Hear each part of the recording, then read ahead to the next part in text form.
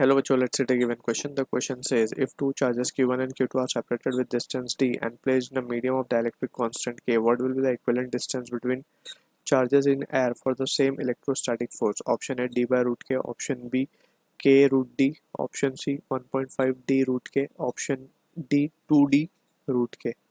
So for this question, जो key concept यहाँ पे we can write as a concept of Coulomb's law. So basically according to Coulomb's law, अगर हमारे पास दो चार्जेस हैं separated by distance let's say r, दो charges हैं Q1 Q2 एंड ये सेपरेटेड है बाय डिस्टेंस आर, सो जो फोर्स ऑफ अट्रैक्शन या रिपल्शन है it is given by the expression K Q1 Q2 upon r square. ठीक है, अब यहाँ पे we need to be careful. ये जो K है बेसिकली K को हम लिखते हैं 1/4πε. ठीक है, and from here also we need to understand कि जो epsilon है it can be written as epsilon r into epsilon naught, where epsilon r is the permittivity, relative permittivity. ठीक है, and epsilon naught is the permittivity of free space for air. ये important चीज़ है जो हमें याद रखनी है. फॉर एयर epsilon naught की वैल्यू होती है 1, epsilon r की वैल्यू होती है 1 बेसिकली, राइट. तो for different medium epsilon r की वैल्यू अलग अलग होती है. ठीक है, तो ये अब हमें यहाँ पे याद रखना है बेसिकली. अब जो है वैल्यू अगर हम देखें ध्यान से, एक चीज़ और यहाँ पे हमें अगर याद रखनी है, अगर हम मान लें कि जो दो चार्जेस हैं इनके बीच का जो मीडियम है वो है एयर, तो जो फोर्स आएगा उसको हम लिख सकेंगे K Q1 Q2 upon r square simply. And precisely अगर हम K की वैल्यू सब्सटीट्यूट करेंगे सो इट विल बी 1/4πε0, क्योंकि एप्सिलॉन आर तो 1 हो जाएगा फॉर एयर. ठीक है, तो this will be the value.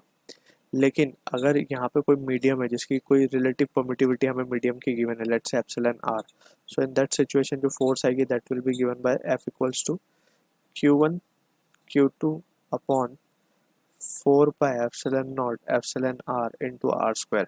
तो यहाँ पे हम देख सकते हैं ये लेट्स से F डैश बोल देते हैं, तो F डैश की वैल्यू क्या आ रही है हमारे पास, अगर उसको ध्यान से देखें तो it comes out to be Q1 Q2 upon 4πε0 r square को हम F लिख सकते हैं, तो F dash will be equals to F upon epsilon r. ठीक है, एप्सिलॉन आर को हम डाइलेक्ट्रिक कांस्टेंट भी बोलते हैं. ठीक है, तो that is what the term we need to be clear with. ये डाइलेक्ट्रिक कांस्टेंट भी बोला जाता है इसको, डाइलेक्ट्रिक कांस्टेंट या फिर रिलेटिव परमिटिविटी. ठीक है, तो हम देख सकते हैं जब भी दो चार्जेस एयर में रखे हुए हैं तो जो फोर्स है, और अगर वो किसी मीडियम में रखें जिसका डायरेक्ट्रिक कांस्टेंट K है, तो फोर्स K टाइम रिड्यूस हो जाती है 1/K टाइम. तो यहाँ पे हम देख सकते हैं वही चीज़ हमें यहाँ पे मिल भी गई है. अब हम क्वेश्चन को देख लेते हैं डायरेक्टली क्या बोला जा रहा है हमें. दो चार्जेस है सेपरेटेड बाय डिस्टेंस d बोला गया, प्लेस्ड इन मीडियम भी हमें गिवन है कि what will be the equivalent distance between charges in air for same electrostatic force. तो सबसे पहले अगर हम बात करें, लेट्स से ये मीडियम में जो लगने वाली फोर्स है वो ये है, Fm बोल देते हैं. It will be given by the expression Q1 Q2 upon 1/4πε0 K d square. ठीक है, ये हो गया.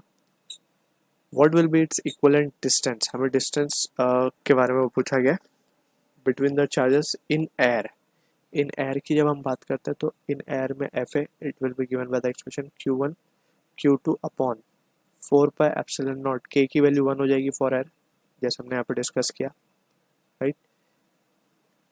डी स्क्वायर फॉर डिस्टेंस पूछा गया तो हम इसको डी रखते हैं, भैया डी हम निकालेंगे यहाँ से, डी डैश बोल देते हैं इसको. ठीक है, अब यहाँ पे we can see same forces बोला गया फॉर सेम इलेक्ट्रोस्टैटिक फोर्स, यानी कि ये Fm के बराबर ही है.